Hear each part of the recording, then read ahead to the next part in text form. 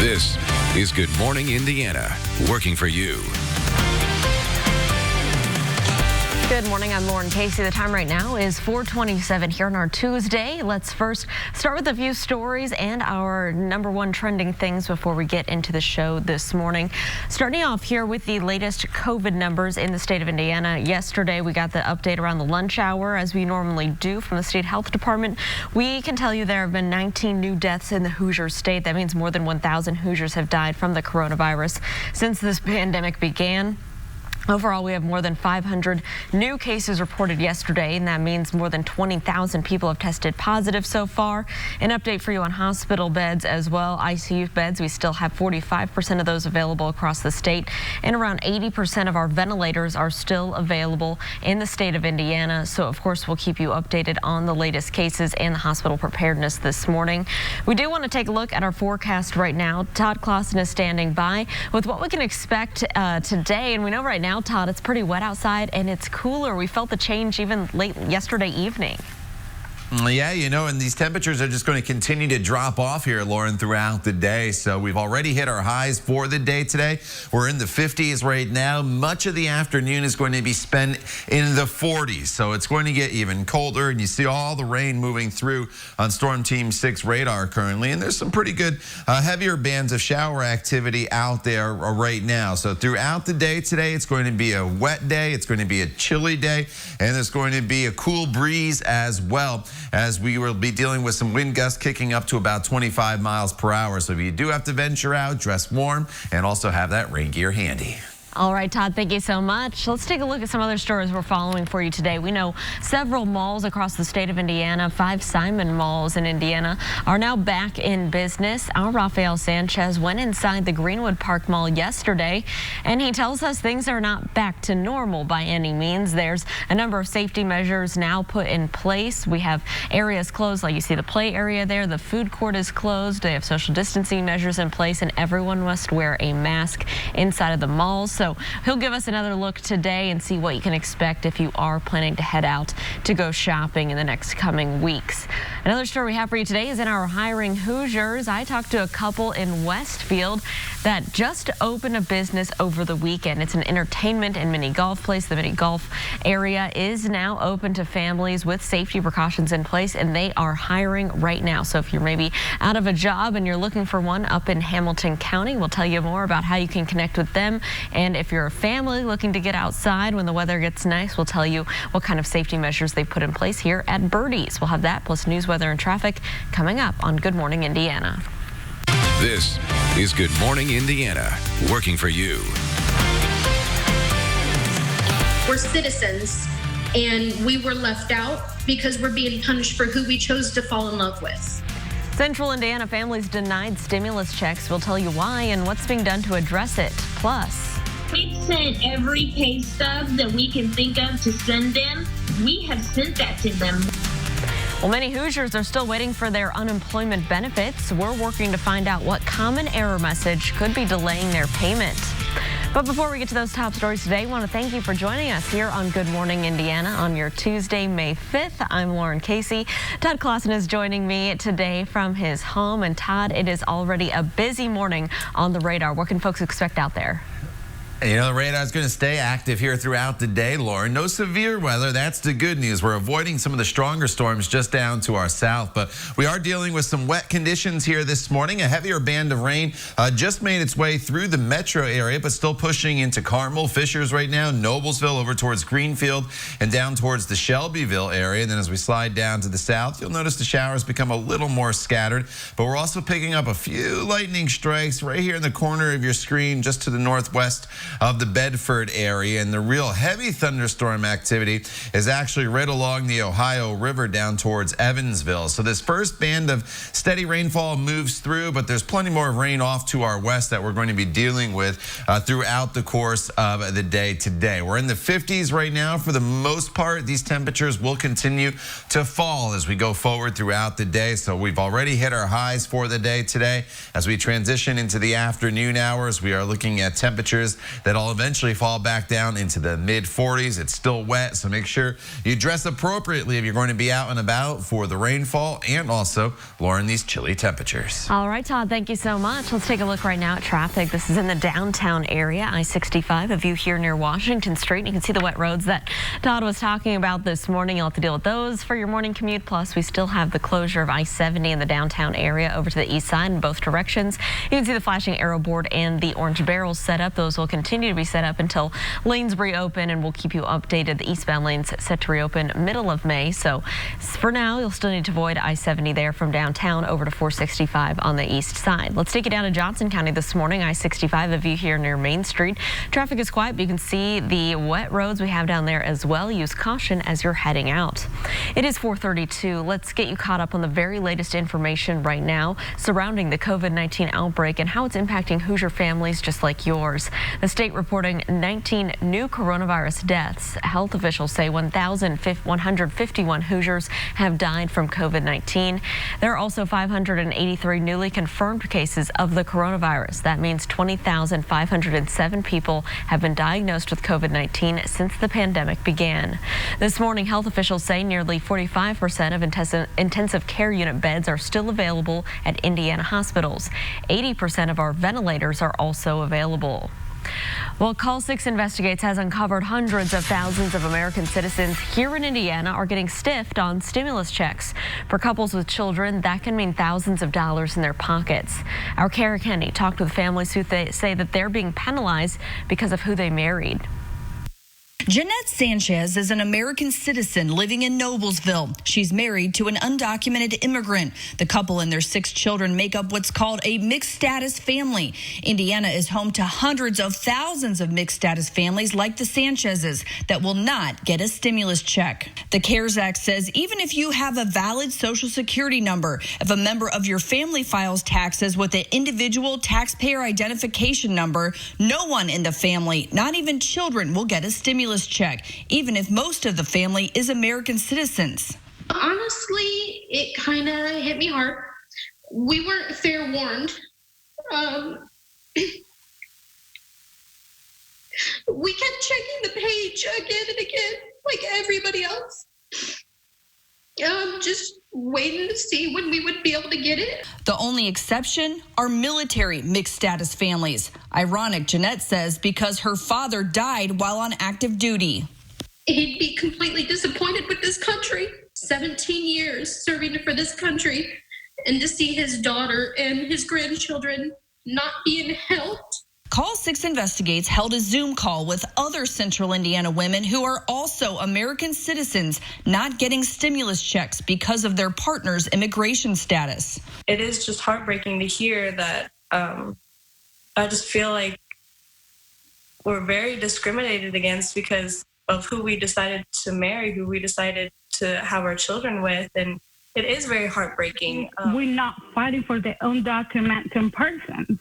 We are fighting for our rights as a U.S. American citizens. That as citizens were left out. Hopes that, we can all be treated equal. I'm tired of discrimination. I feel this is very racist, what's been done. I'm an American. My children are Americans. Mixed status families are being hit hard by COVID-19 and unemployment. Many work in low-paying jobs like construction, farming, and food service. Becoming a citizen takes time and thousands of dollars. But the Neighborhood Christian Legal Clinic in Indianapolis says they're helping mixed status families. Hope is not lost forever. They also have the option of kind of seeing if they can get their immigration status in order to get the credit on next year's taxes, so at least they wouldn't miss out on it altogether. Call 6 Investigates is still looking into why this language was put in the CARES Act in the first place. We contacted U.S. Senator Mike Braun, who told us the goal of the CARES Act was to help as many Hoosiers as quickly as possible. We are aware of this and other situations, and when Congress reconvenes, we need to examine any possible errors from the CARES Act and if legislation needs to be offered to remedy these unique situations. Congressman Andre Carson has signed on to a bill, the Recovery Rebates Improvement Act, that would allow mixed status families to get refund checks. And this month, mixed status families filed a class action lawsuit against the Trump administration. Jeanette Sanchez is still hopeful the federal government will change its tune and issue stimulus checks to families like hers. We're fighting for ourselves. We are the Americans. Our children are the Americans. We're citizens, and we were left out because we're being punished for who we chose to fall in love with. Kara Kenny, RTV6. Well, we should also point out that just because someone has an individual taxpayer identification number does not mean that they've entered the United States. The spouse could be waiting overseas for their paperwork to go through. We're gathering resources for families of mixed status impacted by this. One organization offering to help those families with stimulus check questions and other legal status issues surrounding the coronavirus pandemic is the Neighborhood Christian Legal Clinic. At 4:37, RTV6's Rebound Indiana includes our commitment to hiring Hoosiers. The Department of Workforce Development is taking new steps to help people who are out of work. The department will host a virtual reemployment orientation starting at 2 o'clock Thursday afternoon. Leaders will discuss reemployment services, community resources, employee benefits, and unemployment insurance. You can find a link to register for this event on our website, hiringhoosiers.com. This morning, a number of our friends and neighbors are still having trouble with the unemployment system. They've been waiting for weeks to get their benefits. Arlie and Sean Arnold are struggling now that Sean is temporarily laid off from his job at Right Way Fasteners in Columbus. Kelly Weldy's employer, a convention and expo decorating company, also let her go. Both say they get an error message about their unemployment benefits. Very, very aggravating. Like I said, I have 5 claim vouchers in there and 0 payment. Financially, it's killing me. If I'm doing something wrong, they need to tell me, but they're not. And we've sent every pay stub that we can think of to send them. Well, it turns out there was an issue with Sean's deductible income, and he's not alone. If you're receiving some sort of income from your employer, we've got to factor that into how your unemployment benefits work. Well, the Department of Workforce Development says that error is so common, officials have created a video to help walk people through why they may be getting that message. You can find unemployment resources on our website, theindychannel.com/rebound. Well, with thousands of Hoosiers facing unemployment and struggling to make ends meet during the coronavirus pandemic, we're working to make sure that you get the answers you need. Rebound Indiana is connecting you to experts who want to help you make it to the other side of this crisis. Seek out help. If they need help, don't think you have to go through a crisis alone. Legal services and the clinic, we're here for you if you have legal needs. Obviously, the demand is going to be high, and we need your patience when you reach out to us, but we want to be as responsive as we can be. The Neighborhood Christian Legal Clinic is joining RTV6 for a virtual town hall on Wednesday night. You can watch live and ask questions through the RTV6 Facebook page. Attorneys will be ready to address unemployment, eviction, debt, and much more. Again, that is Wednesday at 7:30 p.m. At 4:39, a small business owner says the help you've been hearing about for small businesses doesn't actually help all small businesses. No cars outside the W Street shopping mall means that there are no shoppers inside, and that's bad news for owner Caleb Paddock. 26 of the 27 stores inside the shopping center are shut down. This morning, Paddock is paying more than $8,000 per month in mortgages and utilities. Federal money intended to help pay employees through the shutdown isn't helping the store's owner and operator.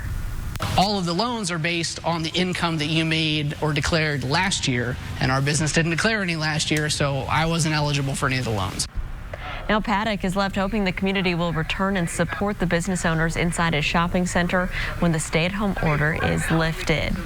This morning, the water bill is about to cost Indiana American Water customers in central Indiana communities a little bit more. The customers can expect nearly 6% increase this month.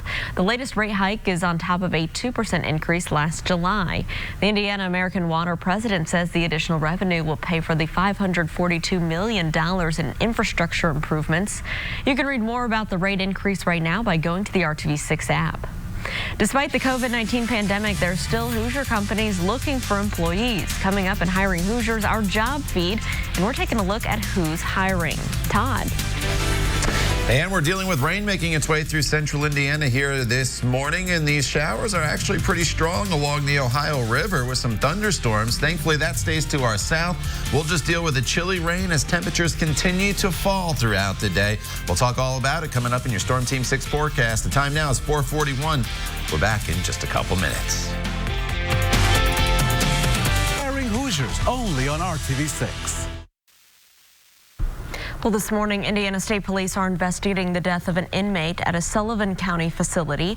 State troopers say 32-year-old Jeremiah Roberts from Texas died on Sunday at the Wabash Correctional Facility in Carlisle. Staff found Roberts unresponsive in a cell just before 6 o'clock Sunday morning. He died before getting to the hospital. His death is being investigated as a homicide. Well, many people are losing their jobs because of the pandemic, and there are companies that are still hiring right now. It's our commitment to bring you those job opportunities through our Hiring Hoosiers initiative. So let's get straight to the job feed. This morning, a restaurant called The Angry Donkey is hiring a full-time cook. The Angry Donkey is in Michigantown, Indiana, which is in Clinton County. Hiring Hoosiers partner Chewy.com is hiring hundreds of people. The company needs to fill another 400 positions in the coming months for its fulfillment center in Clayton. You can apply at Chewy.com/jobs or visit their facility for on-the-spot interviews. Another Hiring Hoosiers partner is Spherion and is looking for a customer service representative to work in Carmel. The pay is $13 an hour and you'll work 8 hours on a Monday through Friday schedule. Spherion also has many other jobs available that you can check out right now.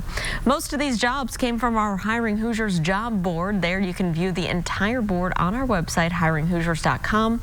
Companies post new positions there every single day, and there's a link to the application process. Again, you can just go to hiringhoosiers.com. The time right now is 4:45. Let's toss things over to Todd Clausen for a check at a rainy forecast. Hey, Todd. Yeah, it's going to be rainy today, Lauren, and it's going to be chilly. That's why I really emphasized yesterday to take advantage of the nicer weather that we had for a good chunk of the day on Monday, because today not going to be very pleasant out there as the rain's already made its way into the area. Here's a live look at Storm Team 6 radar, and we'll give you a little bit of a tour. Some pretty good rain just went through Greensburg, now moving through Rushville. Some decent rain just went through the Greenfield area. Carmel and Noblesville and Fisher seeing some moderate rainfall right now, and then as we work our way a little further off towards the south and to the southwest, we're dealing with some pockets of pretty good rain that's now making its way back into the Spencer and the Bloomington area currently. So it's a wet start to our day, and we'll expand out. There's some pretty good thunderstorms right along the Ohio River, and for the most part, I think we'll avoid the thunderstorm aspect of the system as it moves in. That's probably going to be just to our south. We'll get to the rain, but you also notice this swirl that is up here just south of Minneapolis, that comma looking shape.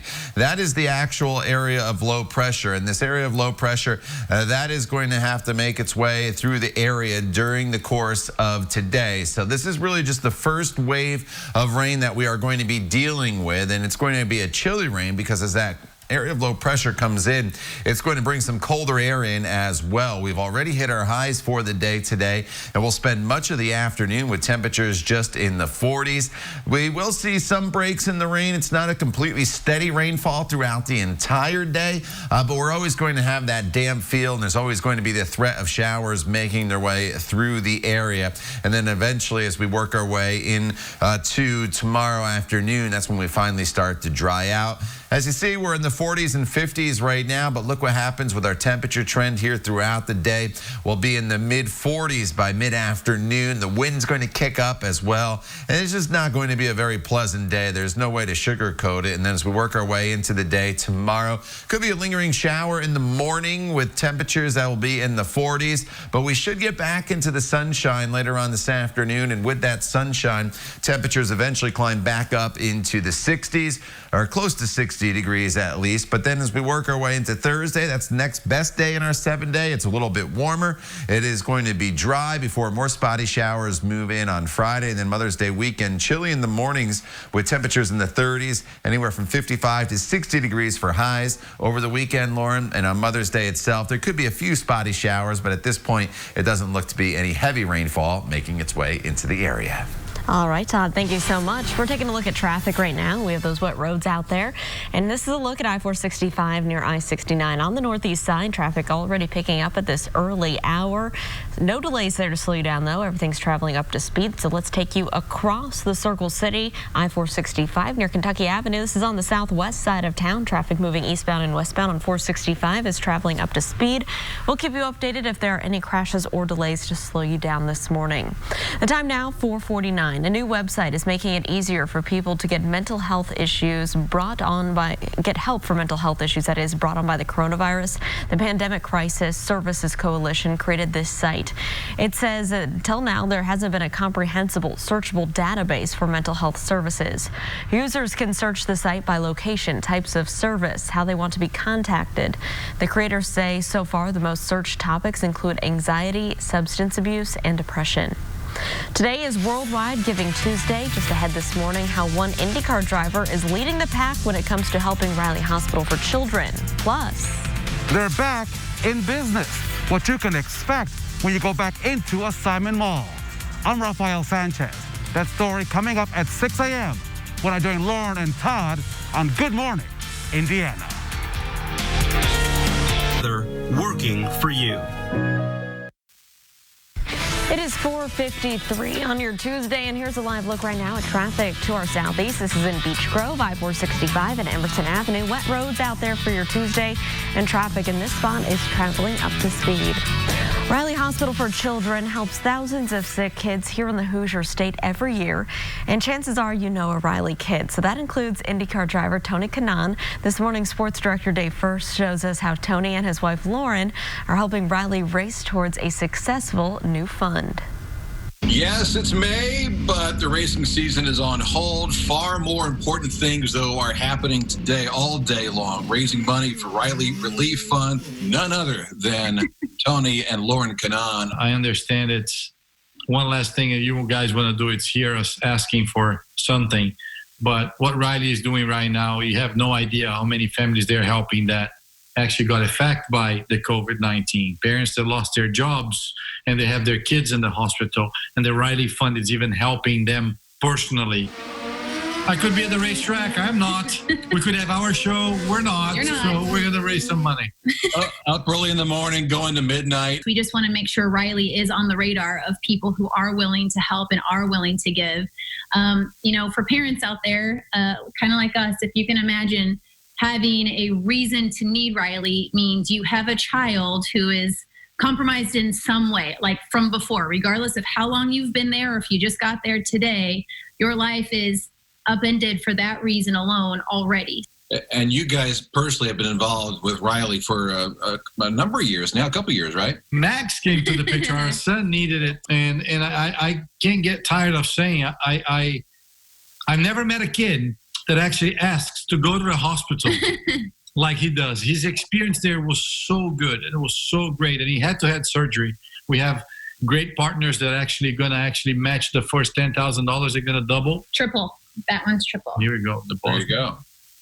So, for us, it's really, it's a mission. And then I understand that there are many of other people needing many other things. The world is big. The population is huge. So if we all do a little bit for everybody, we'll be fine. So RileyKids.org /relief. RileyKids.org/relief. There it is. Great to see you guys. It's the month of May. Love the pictures of Max, too, the whole family as well. Good luck with this all day long. We'll be paying attention, okay? Thanks, Dee. Thanks, Dave. Be safe. All right. Thank you, Dave, Tony, and wife. Temperatures outside right now sitting in the 50s. We'll be in the 40s later on this afternoon with wet and breezy conditions. Not going to be a very pleasant day for us. Some showers early, and then we rebound into some sunshine tomorrow afternoon. That helps to get the temperatures back into the mid-50s. It's a sunny day on Thursday with the temperatures a little bit warmer, and you can see exactly how the sunshine helps you out a little bit as some showers return on Friday. Then it's a little bit cooler. 60 on Mother's Day with some spotty showers in the forecast. The time now is 4:57. You're watching Good Morning Indiana right here on RTV6. Stay with us. We're back in just a couple minutes.